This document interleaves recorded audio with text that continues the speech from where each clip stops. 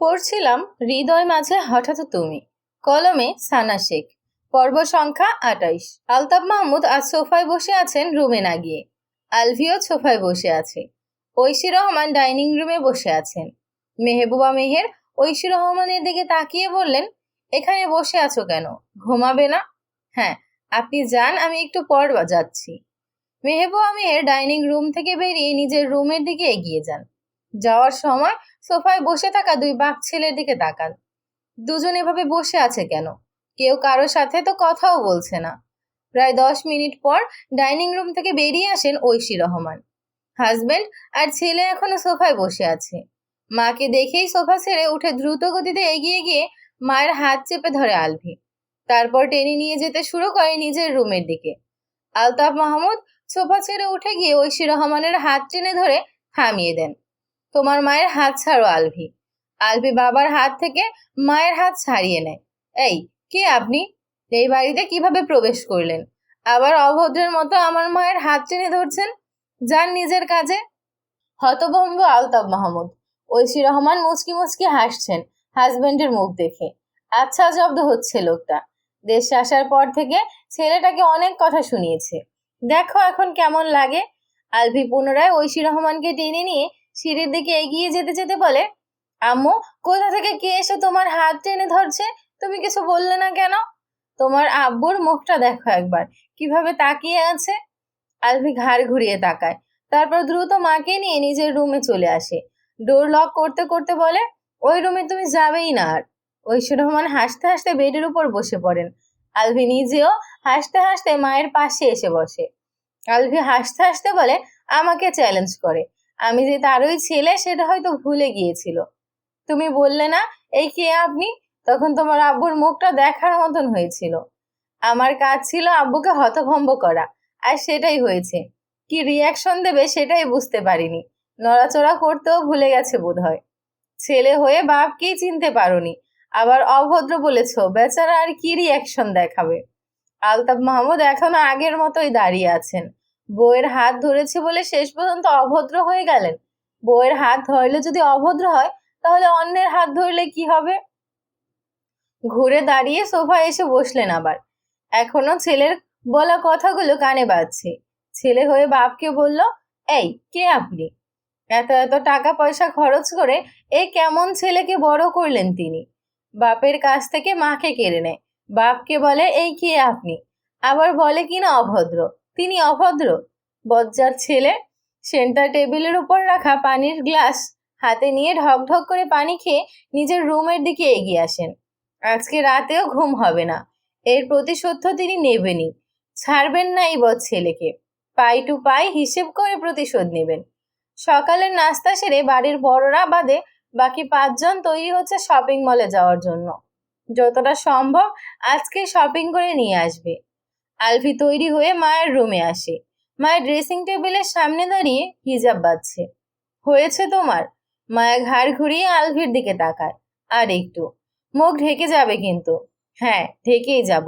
হিজাব বাঁধা শেষ হতেই আলভি মায়ের পেছনে এসে দাঁড়ায়। মায়াকে নিজের বুকের সাথে ঢেকে ফোন আনলক করে। হাসি দিয়ে ফোনের স্ক্রিনে তাকায়। মায়া ঘাড় ঘুরিয়ে মুখ তুলে আলভির মুখের দিকে তাকায়। আলভি নিজেও মায়ের মুখের দিকে তাকিয়ে আছে। এই মুহূর্তটা ক্যামেরা বন্দি করে আলভি। তারপর ফোনের স্ক্রিনে তাকায়। চোখ দুটো বড় বড় করে বলে, ওয়াও, দেখো কত সুন্দর হয়েছে পিকটা। মায়া ফোনের স্ক্রিনে তাকায়।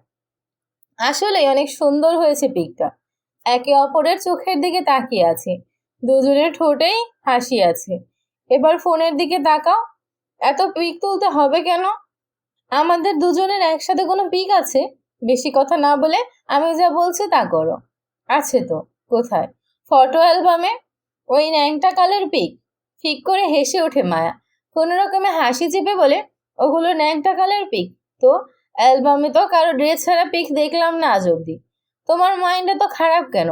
ন্যাংটা কালের পিক বলেই কি ন্যাংটা থাকতে হবে? থাকতে হবে না। আলভি বাম হাতে মায়ের মাথা ধরে দ্রুত গতিতে মায়ের ওষ্ঠ জোড়ায় আলতো চুমু খায়। বেশি কথা না বলে সামনের দিকে তাকাও। তুমি কিন্তু নিজের কথা রাখছো না। আমি নিজের মুখ দিয়ে একবারও বলিনি আমি আমার বউয়ের কাছ থেকে দূরে থাকবো বা আদর সোহাগ করবো না। যারা এমন কথা বলেছে এটা তাদের ব্যাপার। আমার না, পোল্টিবাজ লোক একটা। সে তুমি যাই বলো। মায়া কথা না বলে আলভির কথা মতো সামনের দিকে তাকায় হাসি মুখে। পিক তোলা শেষ হতেই কটমট করে তাকিয়ে বলে, সরো আমার পেছন থেকে। পেছন থেকে সরে পাশে এসে দাঁড়ায় আলভি। মায়া একবার তাকিয়ে নিকাব বাঁধতে শুরু করে। আলভি পিকগুলো দেখতে শুরু করে। একে অপরের মুখের দিকে তাকিয়ে থাকা পিকটা ওয়ালপেপারে সেভ করে। এই পিকটা একটু বেশি সুন্দর হয়েছে। ফোন পকেটে ভরে নিজেকে একবার আয়নায় দেখে নেয়। মায়ের নিকাব বাঁধা শেষ হতে ওকে নিয়ে নিচে নেমে আসে। মাহির, মাহিদ আর সানজিদা তৈরি হয়ে সোফায় বসে আছে ওদের দুজনের জন্য। ভাইয়া এসে গেছে, চলো এখন। মাহিদের কথা শুনে সোফায় বসে থাকা সকলে ওদের দুজনের দিকে তাকায়। মায়া ব্ল্যাক বোরকা হিজাব পরেছে আলভি কিনে দেওয়াগুলো থেকে। আলভি ব্ল্যাক প্যান্ট আর অফ হোয়াইট শার্ট পরেছে। সানগ্লাসটা শার্টের সামনে ঝুলিয়ে রাখা। দুই হাত প্যান্টের পকেটে গুজে রেখেছে। চুলগুলো স্পাইক করার কারণে কপালে ক্ষতটুকু দেখা যাচ্ছে এখন।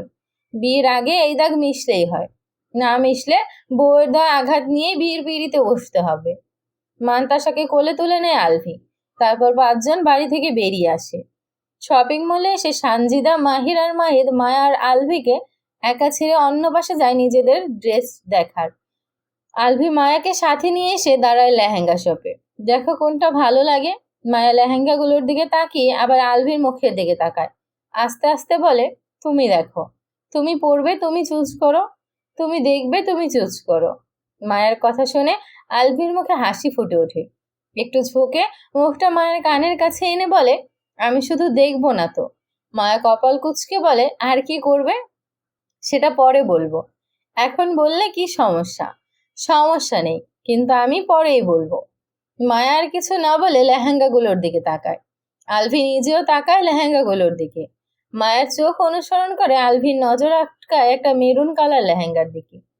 এগিয়ে এসে দাঁড়ায় লেহেঙ্গাটার সামনে।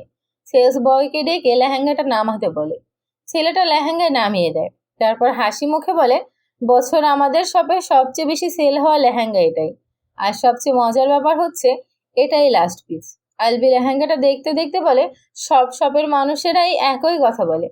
ছেলেটা হেসে বলে, না স্যার, আমি সত্যি বলছি, গতকালকেও এই সেম লেহেঙ্গা 3টা বিক্রি হয়েছে। আমি বিয়ে করব বলে কি এখন সবাই বিয়ে করছে নাকি? লজ্জা পেয়ে অন্যদিকে ঘুরে দাঁড়ায় মায়া।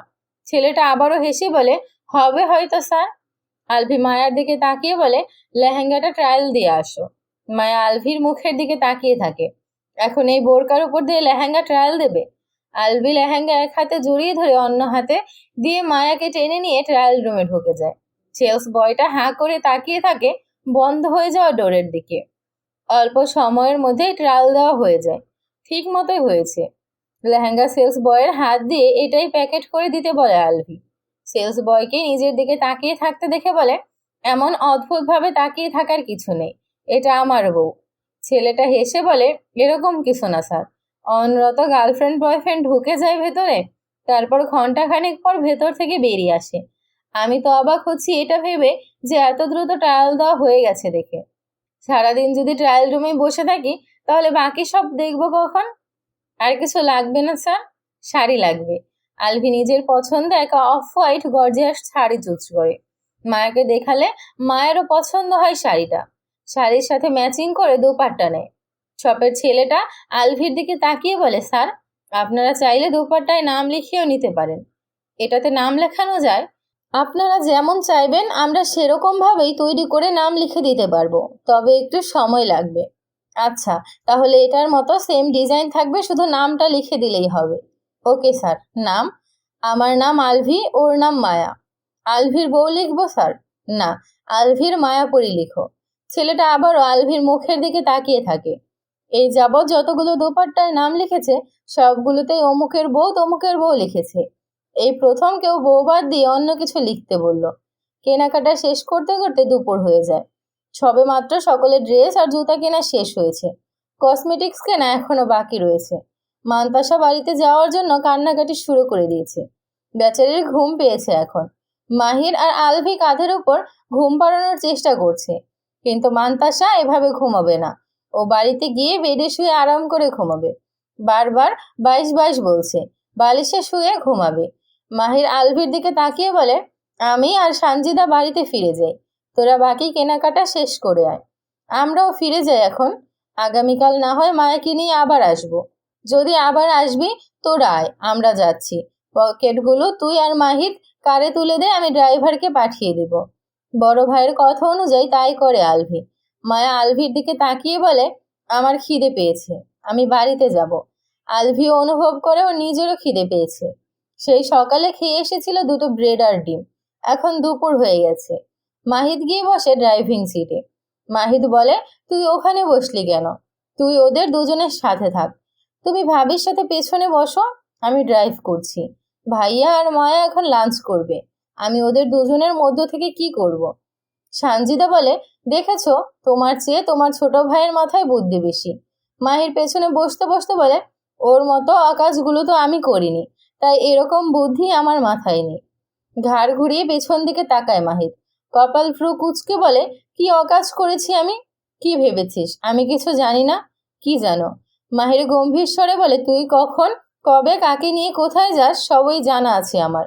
ওদম কেলানি খাওয়ার আগে ভালো হয়ে যা, নয়তো তোর কপালে শনি আছে বলে রাখলাম। মাহির দ্রুত সামনে ঘুরে বসে। হার্টবিট বেড়ে গেছে, হাত পা মৃদু কাঁপতে শুরু করেছে। সানজিদা মাহিরের দিকে তাকিয়ে বলে, কি বলছো? ক্লিয়ার করে বলো তো। বাড়ি ফিরে বলবো।